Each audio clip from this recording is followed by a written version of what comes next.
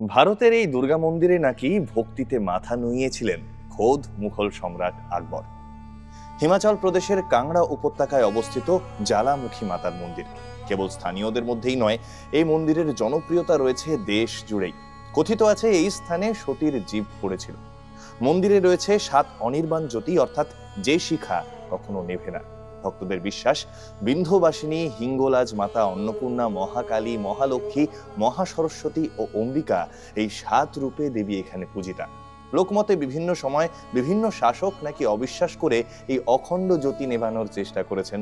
এমনকি তা ভাসিয়ে দেওয়ার জন্য নিকটবর্তী ঝর্ণার জলকে আটকে রাখা হয়েছে এক সময়। সেই বাঁধ দেওয়া জলাশয় গৌরীকুণ্ড নামে আজও রয়েছে সেখানে। তবে এত কিছুর পরেও অগ্নিশিখা অনির্বাণ থাকায় সকলেই নতমস্তকে দেবী জ্বালামুখীর অস্তিত্ব মেনে নেন। কথিত আছে মন্দিরে এসেছিলেন পাণ্ডবরাও। তাদের বনবাসের সময় এটিকে ভগ্নপ্রায় অবস্থায় দেখে পাণ্ডবরাই মন্দিরের পুনর্নির্মাণ করেন। বর্তমানে অবশ্য মন্দিরের দেওয়ালে শ্বেতপাথরের কারুকাজ আর সোনায় মোড়ানো চূড়া দেখতে পাওয়া যায়। শোনা যায় সম্রাট আকবর নাকি দেবীর অস্তিত্ব টের পেয়েছিলেন এই মন্দিরে। আবুল ফজলের আইনি আকবরীতেও জ্বালামুখীর পূর্ণ জ্যোতির উল্লেখ আছে। যদিও এই অগ্নিশিখা নেভে না কেন তা বর্তমান বিশ্বের কাছেও রহস্যই। শারদ ব্রাতে বেজে উঠেছে